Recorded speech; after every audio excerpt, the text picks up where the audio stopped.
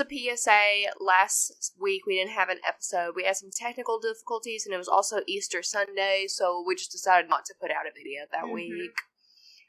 Today we will be discussing a case that Chloe has that she did a bunch of research on, and she's here to talk about it. Yeah, so I'll be talking about another cult this week. That's kind of my thing, kind of the stuff I find interesting. And this cult actually involves our hometown. It sure does. And do we just want to delve right into it? I say we go ahead and go for it. I don't have much to talk about. Alrighty, well, today I'm going to be talking about Tony Alamo and the Alamo Christian Foundation. Whoop, whoop, how creepy. I'm going to go ahead and cite my sources. Go ahead. APA style. I use the Encyclopedia of Arkansas History, the Unsolved Mysteries Fandom Wiki, Wikipedia, and the New York Times. Sounds good.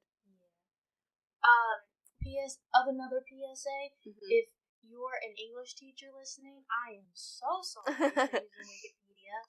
Sorry, Miss McClellan. Sorry, Miss McClellan. Sorry, literally anyone who's a teacher. Yeah. Literally anyone who's a teacher. I very much apologize.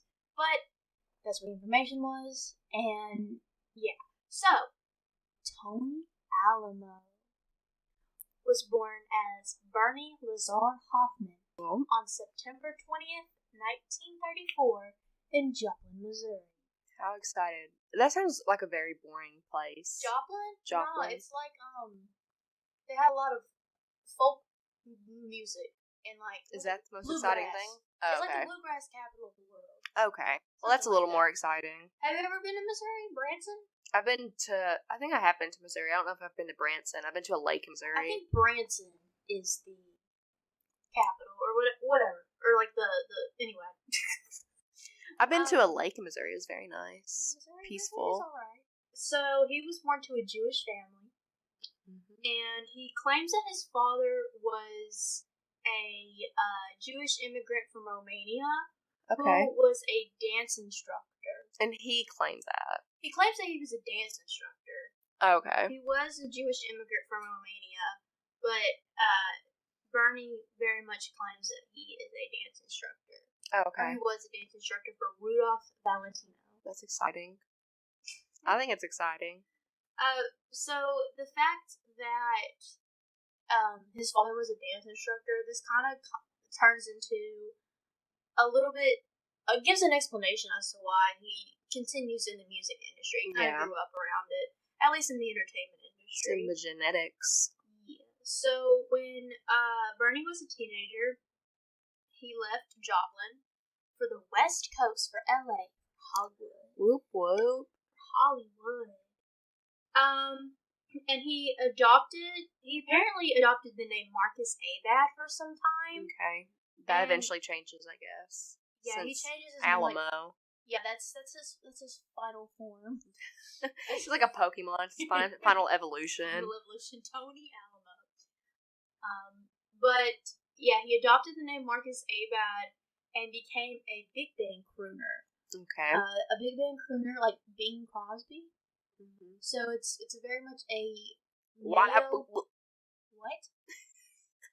trying to mimic Bing Crosby's like voice. He has a very like raspy voice. It's that crooning. Yes, and big band crooners were just specific male, a specific type of male singing in a jazz big band, and he earned a little bit of success from this. Not much. Well, we know what he got famous for, so. Anyway, so it obviously isn't that. Anyway, he in the 60s worked in Hollywood as a pop as a singer. It says pop singer, but at that time popular music was big band music. Yeah. So he also worked under the names Mark Hoffman and Marcus Abad. And he owned quite a few record labels, including Little Mark, Alamo, and Talamo Records. Isn't Little Mark a guy in Super Smash Bros? What? You can play as that Little Mark guy? Am I going crazy? Bryant's looking at me like I'm going crazy. You know that little wrestler guy? Is it Lil Mark? Little Mac. Not Little Mark. Oh my Completely God. different thing. Anyway, alongside the music industry, he also went to open up his own health club. Health club, is that like a gym? It's like, I don't know, just health club. Okay. I'm gonna assume it's just like a bunch of healthy stuff in one room. I'm gonna assume it's like a nutrition place. Oh, like that'd make more sense. I don't know.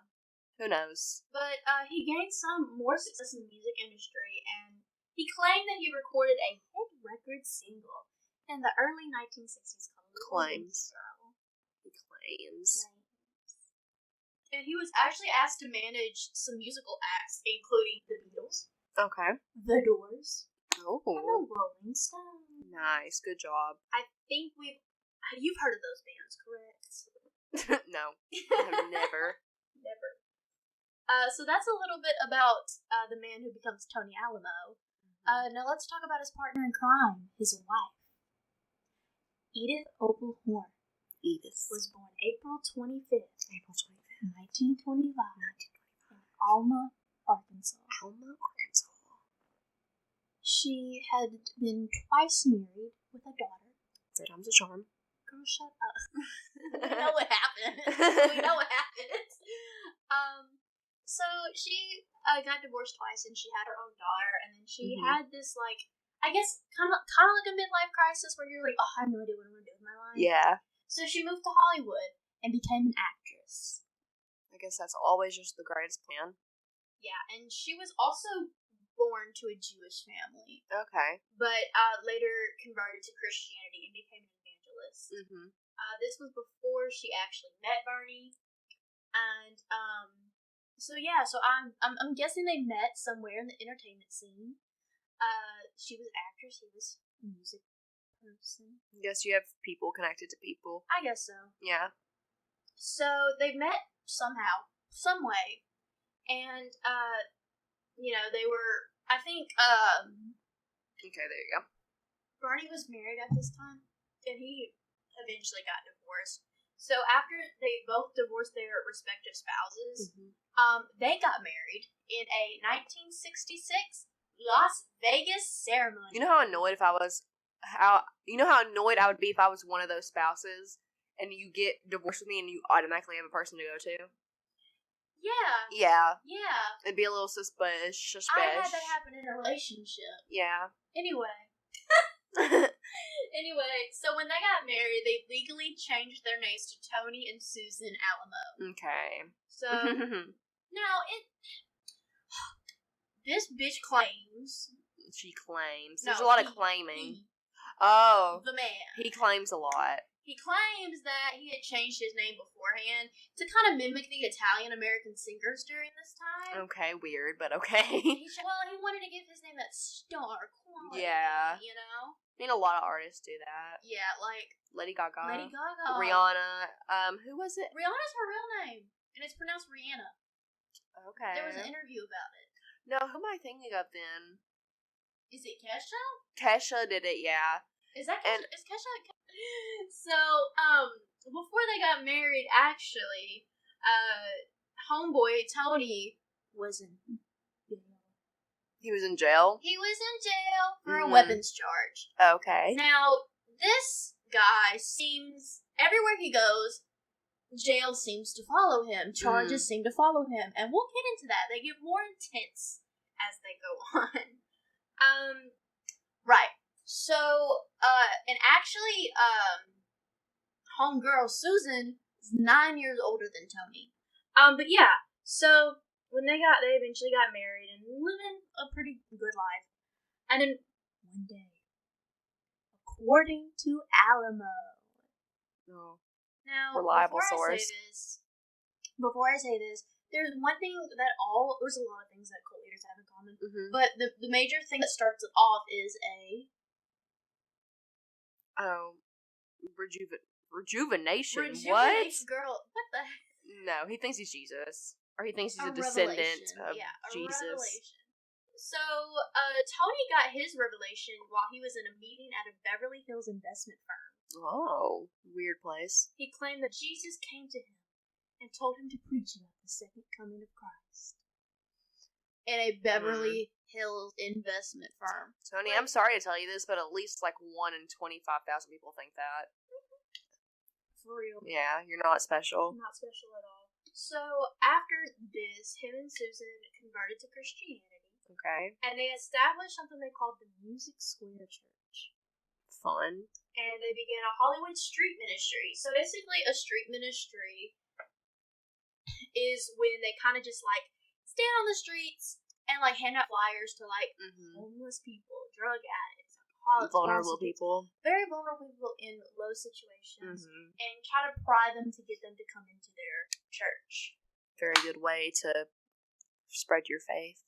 Yes. And this was actually a little part of something called the Jesus People movement, which was a counterculture, which I really learned the definition of that in class the other day. Oh.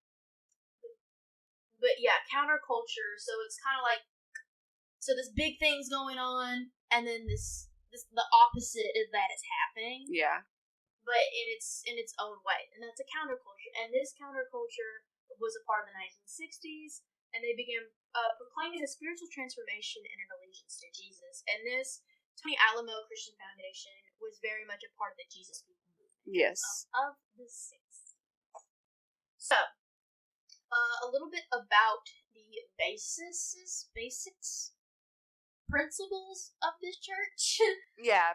The principles of this church. Beliefs. So the church was a mix of Protestant and had a little bit of Pentecostal influence, and it was often referred to as being a sect of the Jesus movement. Okay. Movement. It was extremely anti-Catholic. Yes. Extremely anti-Catholic, and they only accepted the King James version of the Bible. Okay.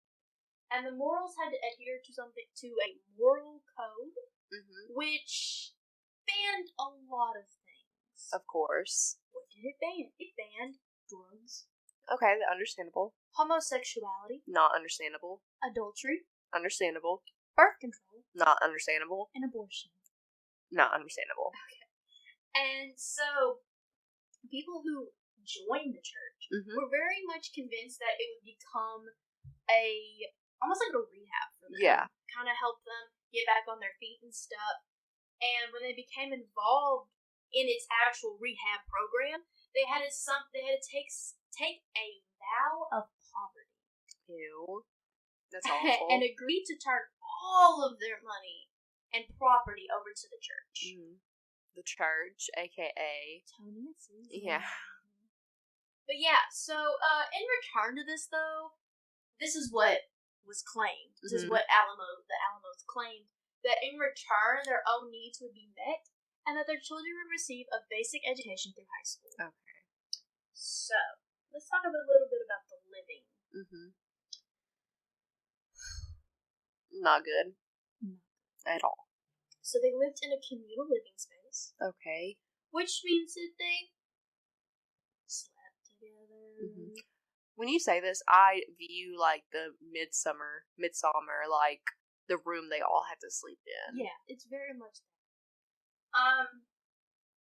So they all lived in a communal living space where they all just basically did everything together. Yeah. And it was very packed. The church actually quickly expanded, and Tony started to buy businesses around the areas, and he eventually established his official compound, his first official compound, in Saugus, California. Okay. It sounds like sausage. Maybe. So that's how I remember it. Okay. Sausage, California. Sausage, California, right.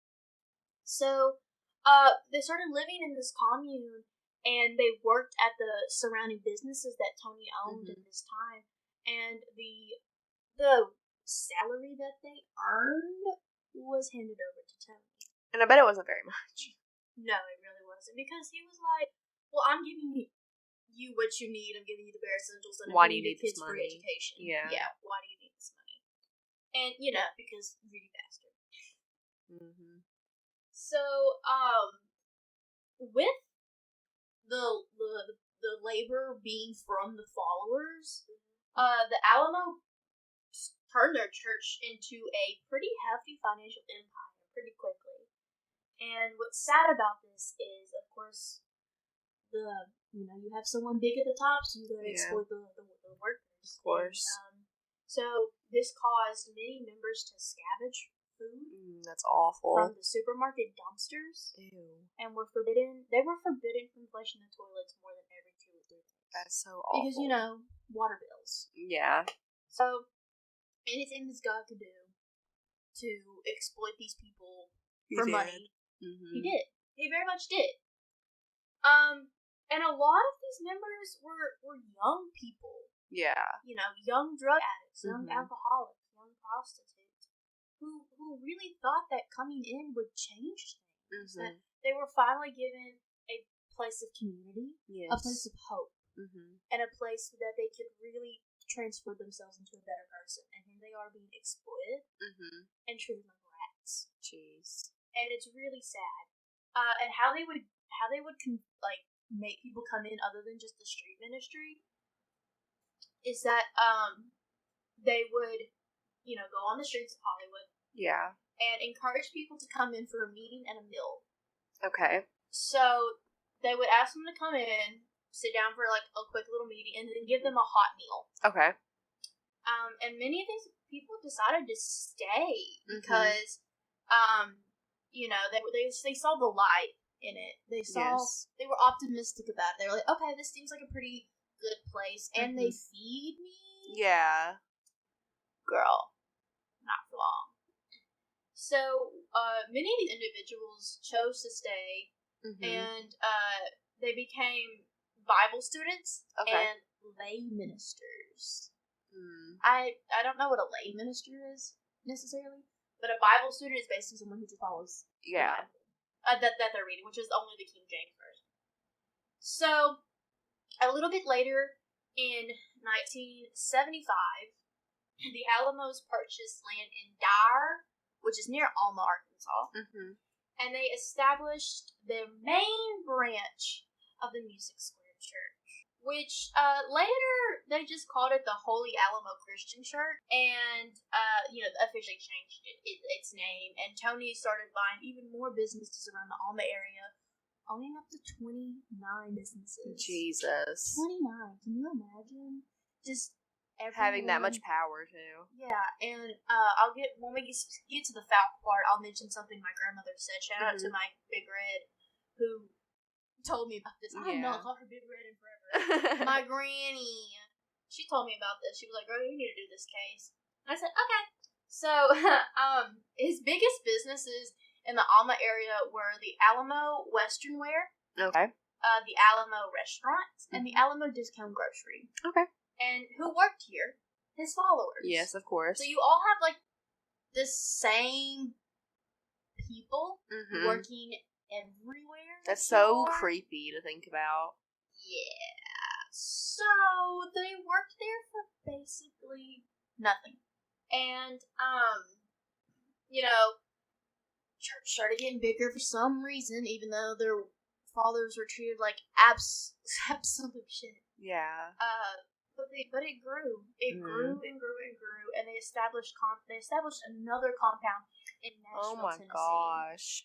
It gets absolutely crazy. I don't understand how you can exploit your people like that and treat them the way you treat them, and then have more people wanting to join. Exactly. Like either they're keeping it a really good secret, or people just ignore it. Ignore it. I don't understand that.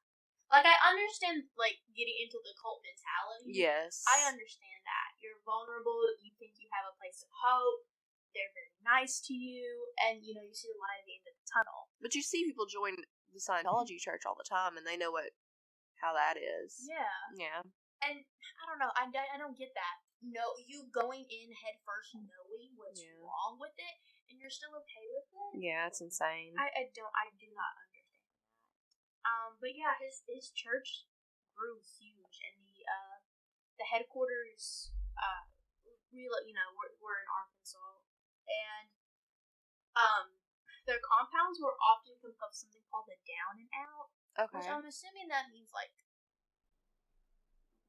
just like, yeah, like really bad. Yeah, just not the best. And,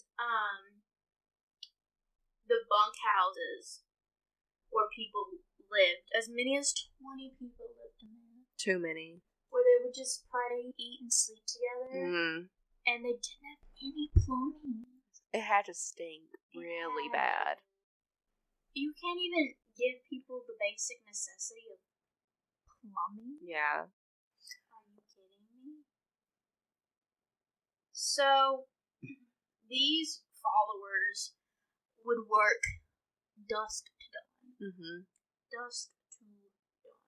And, they'd go in super early, work hard all day for basically nothing, and come home super late. I don't understand why they would work. I would have just been like, you're not paying me, no thank you. I guess he would be like, oh, then you can't stay here. Then you can't reap the benefits. Yeah. If you don't sow. So yeah, like I said, their money quickly turned over to the Alamos, and this started causing some resentment amongst the followers. And because they noticed, like, hey, we're living like rats, and they're living this lavish lifestyle. Exactly. It does not make sense. It's a little sus. But of course, Tony said, hey, wait a minute. If you stay faithful to me, I will promise you all of these rewards. Like a point system. Yeah. So he promised them similar rewards to what he has, like a little piece of lavish lifestyle. It's like, hey, it's like in school when you're like, hey, if you get a good test score, you'll get a pizza party. Yeah, and then you end up getting one slice of pizza. It's like a quarter of a slice. Yeah. Like, and that tiny thing of Coke. I studied and took an 8-hour test. Now I get a half a slice of pizza. That it tastes like cardboard. Yeah. Anyway. Yeah, that's very much what this is. And, so in 1976, the church relocated to die. And they grew several hundred members. And they established printing facilities. Okay. A school. Oh, that's not good. And a tabernacle. I don't trust them with a school. They also opened up a rehab center. Okay, don't trust them with that either. No. And, of course, businesses that Tony owned around the area. The people would work there. And for some god-awful reason, it expanded even further. Great. To Chicago. No, stay out of Chicago. Brooklyn. And Miami Beach. Y'all can keep Miami. don't take Brooklyn and Chicago. Y'all can have Florida. Y'all can have Florida. Y'all can have Florida. You can have Florida. You can have Florida. So, these businesses really started popping off in these different areas. And eventually, Alamo grew interested in the denim jacket industry. Very weird. Denim jacket industry. Yeah, I've looked up his jackets. They're not that cute. No, they're not very nice. But you see a lot of celebrities wearing them. Of course. Miley. Dolly. Michael Jackson. So these jackets, he started airbrushing them with bright, colorful designs. Very ugly. Like what's it called? Bedazzling? Sequins? No, because they were crystals. Oh, like those fake little, crystals. Bedazzling. He started bedazzling his jackets. So, yeah, and even Michael Jackson himself wore a modified leather Alamo jacket on the cover of Bad. Yeah. So, how do you buy a cult leader stuff, bro? Like, I mean, you can see a picture of Miley Cyrus wearing it in her wrecking ball phase. Yeah. It's really ugly. I didn't like it. I didn't like it either. I didn't like it knowing what happens and knowing what he's done. So eventually, with the success of the denim jacket industry popping off, the church quickly became Nashville's largest country and western clothing store. Oh. In Nashville! You know how many places there are to get country clothes? In Nashville? And a coal one became the biggest? Are you kidding me? Exactly. Are you kidding me? It's crazy. And, they still have to expand. Of course. They still have to expand. So they started publishing religious tracts and started distributing tapes of sermons. Religious tracts. Girl, not like Tracks. No, these are Tracts. Oh, okay. I thought you meant like a mixtape. Yeah, they just had a diss track against other cults. Mm-hmm. They went off on Marilyn Manson. Marilyn Manson? I meant Charles Manson. Holy crap. Oh my god. Not Marilyn Manson. No, well, maybe they did. Marilyn Manson's pretty controversial with the religious type. Maybe they did go off on him. Maybe they did. See, I knew what I was talking about. No, but anyway. And with the assistance of some of the church members, they started to produce records and tapes. So you weren't too far off. Okay. And in the late 70s, they began a national television ministry. Woohoo! Wow. This sounds pretty great for him, right? Well, I'm sure. Good for the Alamos. He's living it up. Yeah, he's living it up until 1976. 1976. When the U.S. Department of Labor Whoop whoop, labor. brought charges against him for violations of the Fair Labor Standard Act. Good. Violating workers, basically. Yes, as he did. And so Alamo had not been issuing checks to his employees, and he offered the lowest financial rewards he possibly could. Of course. And this led to very angry followers, so they began to report him. Good. He eventually lost the suit, as well as an appeal to the U.S. Supreme Court in 1985. So this dragged out for a little while. Yes. And that same year, the IRS revoked his tax exemptions for the church from the years 1977 to 1980. So they separation of church and state. Yeah, he has to churches don't pay. have to pay taxes. And so Tony very much took this idea and manipulated it and was like, oh, I don't have to pay. We're a church. Yeah. We don't have to pay taxes. What about all your businesses and you exploiting your No, followers? because they're church owned. They're church owned. I don't have to pay taxes. They're church owned. Oh my gosh. And he uses that very much against them the entire time through his legal stuff. So, Alamo's attorneys kept the issue in the court system from 1985 to 1992, arguing that church-owned enterprises, the businesses that they had, were exempt from federal income taxes because they were churches in disguise. Yes. But this dude, special trial judge, Larry N. Namroth, he was like, that's so stupid. Thank you, Larry. He said, I know what y'all doing. Yes, He exactly. ruled that the organization was essentially operated for Tony and Susan's private benefit. Yep, thanks, Larry. And Period. he issued that the IRS, come through, Miss IRS, he said, y'all need to go see some of this church property for an auction. Yeah, exactly. So they took some of the property, and they said, who owns it? Highest bidder gets it. Yeah. But y'all can't have it.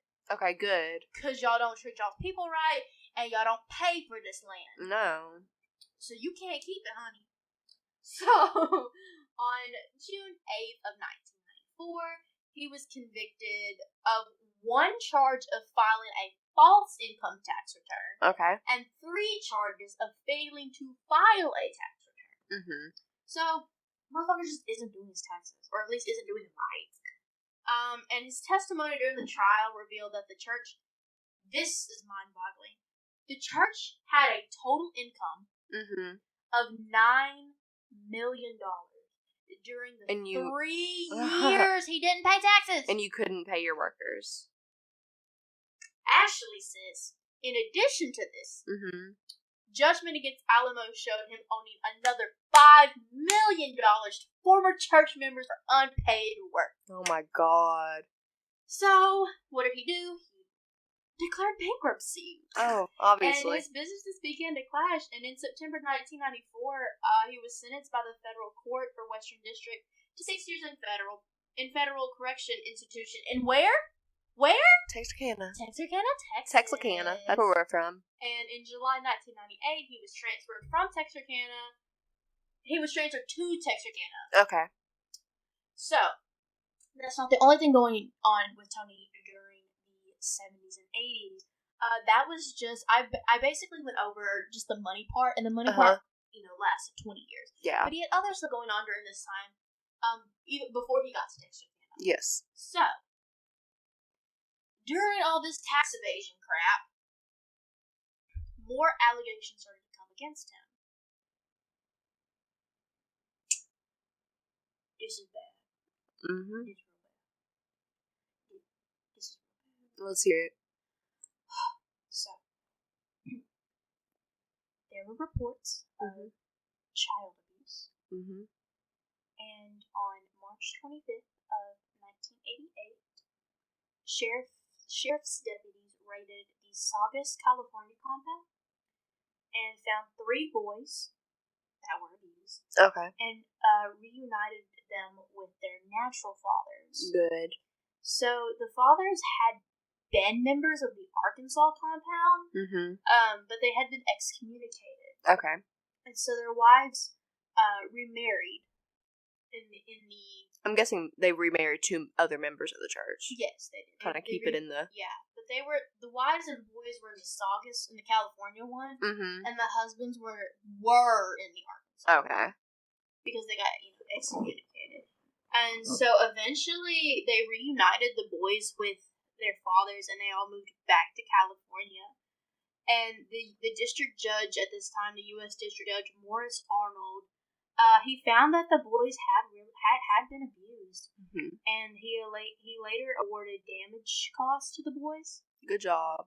And Alamo, he claimed that he and his followers had no assets and were living hand to mouth. Whatever. He also apparently issued a death threat against Arnold, and though he was later acquitted of that charge. Okay. So he grew angry and started threatening, literally threatening judges. Oh my gosh, what a little baby. Yeah, for real. Oh my god. And one of the fathers, actually, Robert Miller, had previously overseen the church's trucking company, and he said that Alamo embezzled $100,000. Ew, I hate him. And in 1990, Alamo failed to appear in court to answer the charges. What a freaking, how much of a just baby, of a little titty baby can you be? Well, let me give you some reasoning as to why he may have been a titty baby. In 1980, so we're backpedaling just a little bit. I want to tell you about his charges first before I tell you what happened. But in 1980, Susan was diagnosed with cancer. Okay. And in 1982, in Tulsa, Oklahoma, at the City of Faith Hospital, she passed away due to complications of breast cancer. And Tony couldn't believe this. He could not believe that his partner, his wife, his person died. Okay. He just couldn't handle it. And this part, he convinced himself and his followers that Susan would rise from the dead. I wonder if his partner, not his partner, his followers were actually like, oh, yeah, I believe you. Or if they were like, okay. Well, sure. I'll get to that in a minute. Some did, some didn't. Okay. And when she was embalmed, so when all of the fluids were taken out of her body and they put in that preservative fluid, they kept her body on display for 6 months. Gross. Just on display in front of everyone. And then moved it to the heart-shaped marble mausoleum on the church property. Okay. So they kept her body on display. And this mausoleum is kind of huge. Yeah, it's an underground mausoleum. It's big, though. My granny thought it was a cave. She heard somewhere that it was a cave because I was talking to her about it. She was like, I thought it was a cave. Oh, Granny. And I was like, Granny, it was a mausoleum that was kind of underground. And if you go on our Instagram, you can see the picture of it. It's really weird. Yeah. And if you see it, it kind of looks like a pool a little. There's no water. So the outside of it is a heart shape. And the followers would stand outside of it and pray to her. To her. That is odd. It was, okay, I know they prayed to her, but I think it was for her return. Okay. And my grandma brought up a really interesting point. She said, even if people could rise from the dead, would they even be human? I mean, they're embalmed. She's embalmed. She has no blood. I don't think they were thinking about this very logically at all. Probably not. I think it was another one of Tony's strategies to manipulate his followers. To keep them there. Mm-hmm. But to go that far, like, hey, my dead wife is gonna come back to life. Is gonna come back to life, y'all. So we gotta keep her on display. Yeah. Weird. That's so disrespectful towards the body. In 6 months, she had to be, like, decomposing. Like, that had to be kind of gross. And then put her in the mausoleum. Yeah. And then put her in the mausoleum. 6 months. Ew. Girl. Anyway. So. This part is crazy. In February of 1991, there was a raid at the Arkansas compound. Okay. And during this raid, Alamo knew about it previously, knew that it was going to happen, and he told his followers to bring the body of Susan along. Oh. A little adventure for her. What a Like, great idea. She is not resting in peace. No, she is looking down or up or whatever at them and be like, can y'all please just leave me alone. Leave me alone. Leave me alone. I've been through enough. For real. And then finally, in 1995, her estranged daughter, you know the daughter that she left. That she just left. Yeah. Yeah, by the way, she left that daughter eventually. The daughter did not stay in the church. The daughter did not really stay in Hollywood. No. She just left. Yeah. We don't know what really happened, but we do know that in 1995, her daughter, I will try to pronounce her name, Chrysanthemum Coy. Okay. She, filed a suit against Tony. Basically, probably bring just her mama's dead body back. She was like, "Can y'all please stop dragging her around?" Please. And so, after 3 years, on July 23rd, 1998, they finally brought the body to a funeral home in Van Buren. Thank God. And then a month later, they moved her to one in Tulsa. Okay. Where she, actually died. So people would stand around her. People would stand around the mausoleum and pray to her. So weird. And I don't know what exactly they would say and what exactly they would do.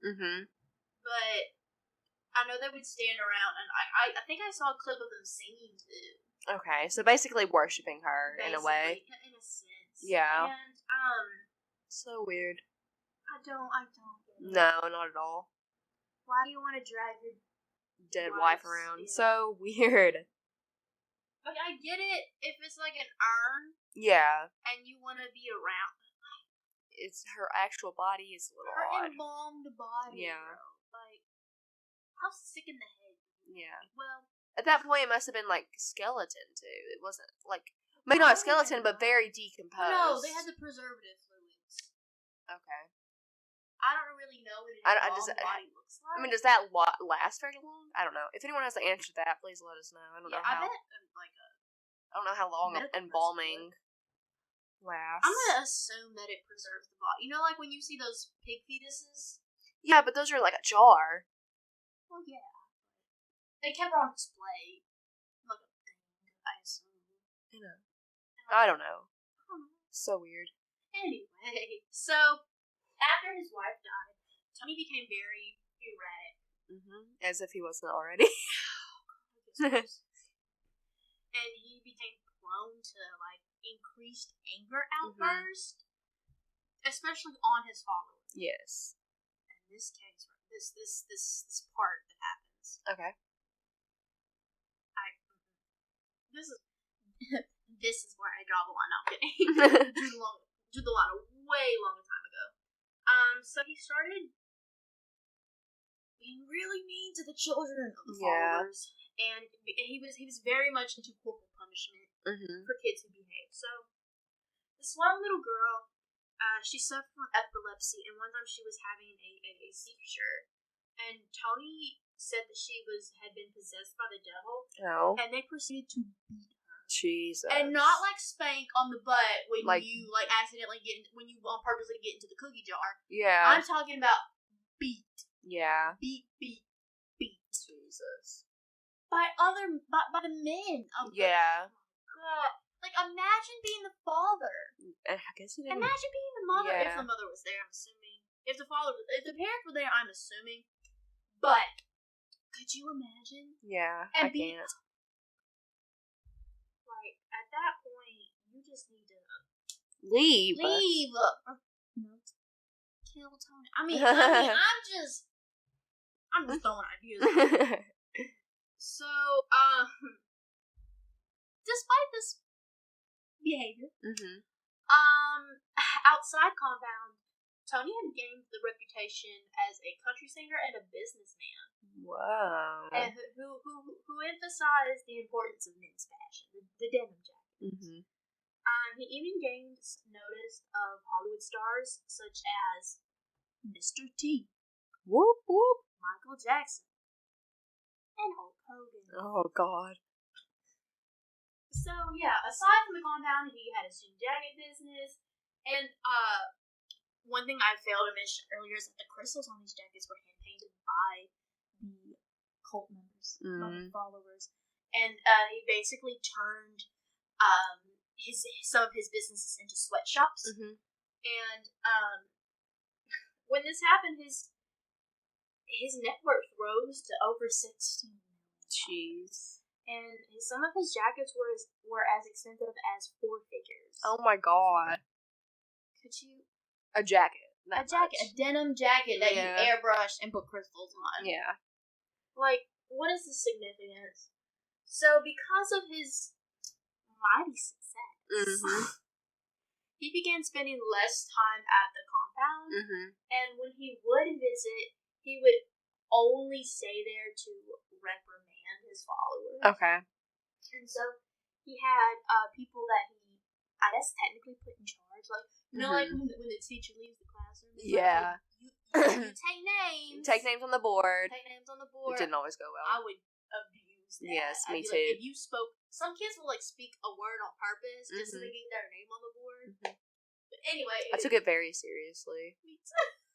We were those kids. We were those kids. Oh, and then when we would get our names written on the board, I would cry. Throw a fit. I would cry. Throw a fit. Anyway, so yeah, he had some followers that he would like put in charge. Take names. Okay. And he encouraged these people to inflict punishments on other followers. And so yeah, when he called himself a taskmaster when he visited, he was not there as like the leader. He was not there as he was just there to make sure everything that was going smoothly. Yeah. One more thing about these sweatshops is that they would literally work 10 to 14 hours a day. Oh my God. You had like no life outside of it. No, you really didn't. Jesus. Okay, so eventually one of the former followers complained to the police and the Department of Labor in 1985 that compensation had not been forthcoming and charges were prepared against Tony for tax evasion and having something called ipso facto slave labor. Okay, I can kind of piece together what that is. Yeah. I'll look up what ipso facto. I think it's Latin. Yeah. Dr. Williams is always talking about it. translates to by the fact itself. So, Okay. basically, It's just literally slave labor. Just slave labor. So when word got out of this, the Jackets finally lost their appeal to the public, and people started to leave. Good. The compound and the organization as a whole. Thank God. Yes. Why did it take him convincing to slave labor above the other stuff that happened to convince these people to stop buying the jacket? Yeah. You shouldn't have bought one at all. No. Plus they're ugly. Plus they're ugly. Let's talk about some more of this fucker's charges. This disgusts me. As much as everything else, this disgusts me. Yeah. In 1988. 1988. 2 female followers claimed that they had been molested Oh. and brought forth separate charges of child abuse against Tony. Those poor girls. So what a disgusting person. Sorry. Yeah, I'll get into his child bride in a minute. Yeah. So the 2 former members eventually received $1.4 million in civil damages, and the U.S. Marshals during this time seized the compound to satisfy the settlement. Mm-hmm. And before Tony could actually be arrested, he fled in 1989. Of course. I don't know where he fled to. It just says that he fled. I'm assuming somewhere in Arkansas because of what happened next. So because of this, he started, threatening judges and claiming that he would kidnap them in order to, in order for them to stand in his court. Oh my God. Kidnapping judges? Are you kidding me? What an idiot. Like, literally having to take a second to think about how idiotic he how is. stupid he is. Yeah. How sick in the head this guy is. Mm-hmm. So before I talk about that, let me talk a little bit about his child brides. So after Susan died, he took in 2 15-year-old girls as his wife. One of them on June 23rd of 1984, he married a Swedish native named, I'm going to try to pronounce her name the best I can, Brigitta Gyllenhammar. Mm-hmm. And they also married in a Las Vegas ceremony. I can't believe that was allowed to happen. Yeah, I don't know. It just doesn't make sense to me. I literally don't know how. Yeah, I have they no allow clue. that. And so she later said that Alamo wanted her to have plastic surgery to look like Susan. Ew. Disgusting. And if you go on her Instagram and look at the pictures of them, they're not attractive people. No, not at all. At all. At all. So, she also claimed that he would regularly beat and drug her. Oh. So, this was his supposed 3rd marriage. Mm-hmm. And, in a 1986 Arkansas Gazette report, they found out that Gyllenhammar, had been Alamo's 6th wife. Ugh. And that he apparently had been married 4 times prior to Susan.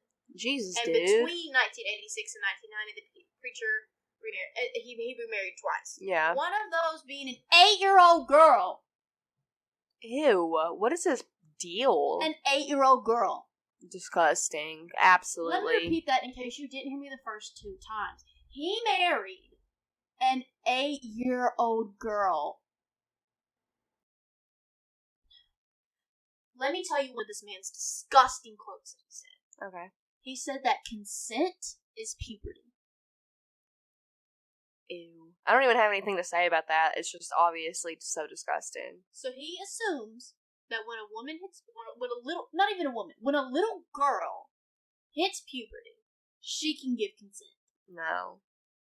What an idiot. What a disgusting person. I can't tell you how sick in the head this man is. I don't understand. No. What is inside of a person that's like, you know what? I'm gonna marry like a little 8-year-old girl. Like what? Just a sick person. He's just disgusting. And my granny mentioned something very, very interesting to me. Yeah. She said that usually when they marry these child brides, it's not about, like, the sexual desire. Usually, sometimes it is. Most of the time, it's about power. Yeah. And it's established. I mean, that's why he's a power. cult leader, too. Yeah, exactly. And I think that if they're like, I have to establish my presence, my power, by manipulating these young girls. Yeah. And amongst this, he was also convicted of sex trafficking between borders of young girls, of underage girls, and yeah. Disgusting. What a terrible, terrible, terrible person. So he was in federal prison in the Texarkana facility for a little while, and he got released in 1998, and he quickly, very quickly, resumed his status as the head of a now smaller church called the Tony Alamo Christian Ministries, which is headquartered where? Miller County. Yeah. And he even had branches in Fort Smith and Los Angeles. And the radio got a hold of him, and radio stations in the U.S., Africa, Sri Lanka, and the Philippines started talking about him. And he claimed... Girl. No. I don't want to hear it. What is it? He claimed that the government's actions against him were merely the mechanisms of Satan. And his followers continued to attract controversy for distributing his literature across the U.S. and beyond. Oh my gosh. Beyond. Girl! What? Jesus Christ. This man. Well, shout out Granny for picking this. It's going crazy. But,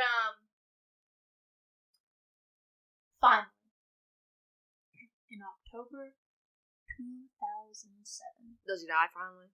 Girl, not yet. You're like 2 years ahead, girl.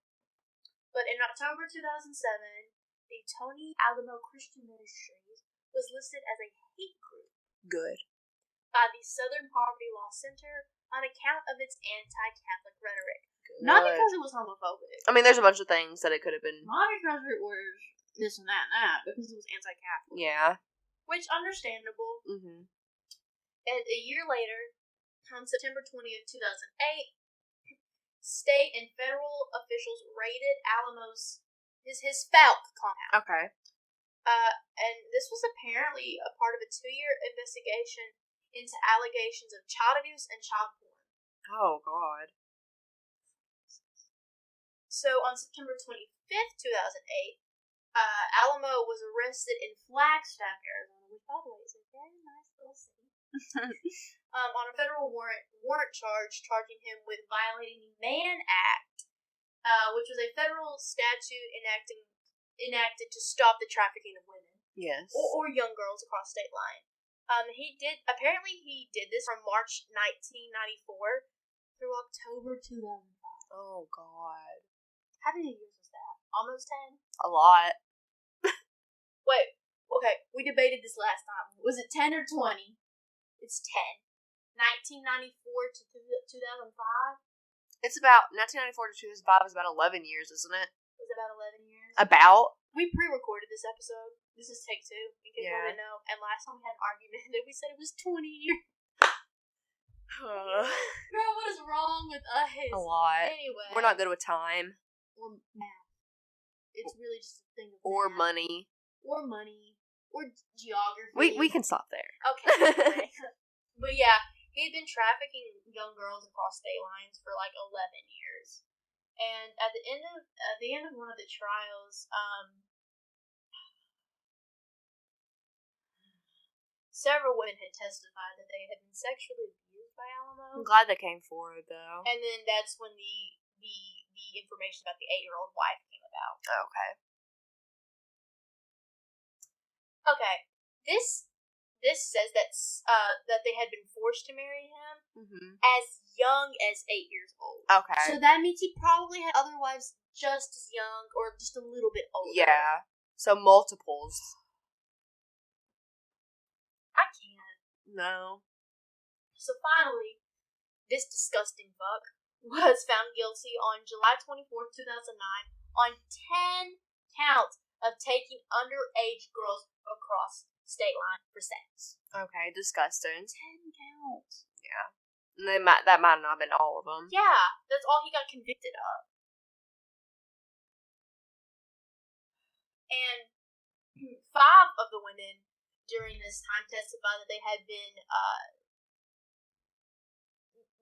forced to marry him in secret ceremonies when they were minors, and that they had been taken to places outside of Arkansas for him to have sex with them. Probably Las Vegas.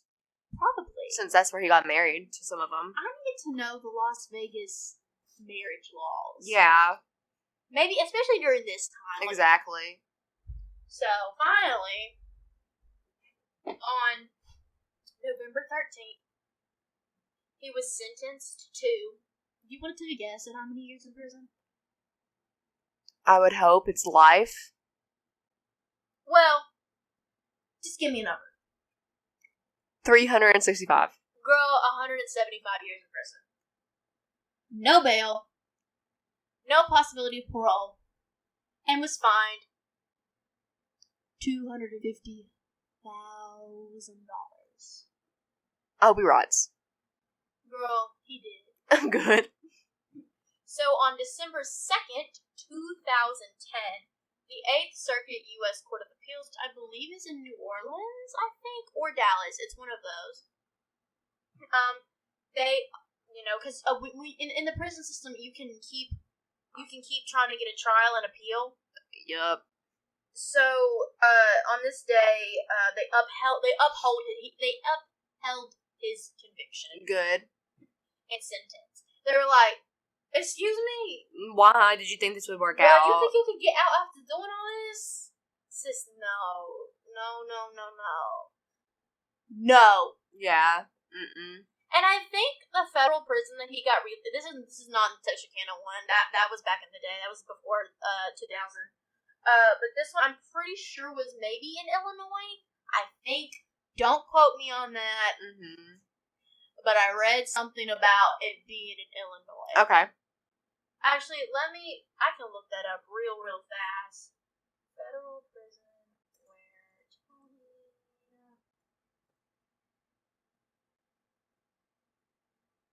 Girl, what? North Carolina. Okay. North Carolina. It was in Bunter, North Carolina. Okay. The federal prison there. And in February 2014, a Miller County judge, who was the largest personal injury judge in Arkansas history, good for him. awarded $525 million in actual and punitive damages to 7 former members of the Tony Alamo Christian Ministries. Okay. So, a lot of financial compensation. Mm-hmm. Lots. I can only imagine the mentality these people had during this time. Yeah. And I've no amount of money. No, definitely not. No amount of money. Definitely not. No amount of money No. could possibly equate to the shit they went through. Yeah. I know I'm cussing a lot, I apologize, but it's just really sick. Yeah. Really sick. So, eventually, he was arrested and convicted in 2009 and sentenced to 175 years, and he remained in the Bunter, North Carolina federal prison until May 2nd, 2017, where he died in the prison hospital. Bye-bye. Hope it was slow. I have no sympathy for him. No empathy, no sympathy, nothing. None. None of it's in my body. And my granny actually told me that the day they raided the Falk compound, everyone was talking about it. Yeah, I'm sure. It was the cars flying everywhere. My mama had a blood infection that day. Anyway, that's my grandma. She was like, "Yeah, your mom was going to the hospital, and on her way there, she's all these cars." But yeah, it was a big yeah, big deal. I'm sure. And if you're from that area, like we are, nothing ever happens there. No, nothing. And so when something does, Everybody's nosy. Go look at us. Yeah. We're running a podcast on how nosy we are. But, it just shocked people. Mm-hmm. Just utterly shocked them. And what confuses me is, like, okay, how do you go from Michael Jackson to Falk? Yeah, that was a downgrade. Like, okay, imagine, like, sitting before you tell someone this case, you're like, today we're going to be talking about blank, blank, blank, blank. And it involves the following. And you just say Michael Jackson and Falk in the same sentence. Yeah. If you know anything about Falk, it's nothing.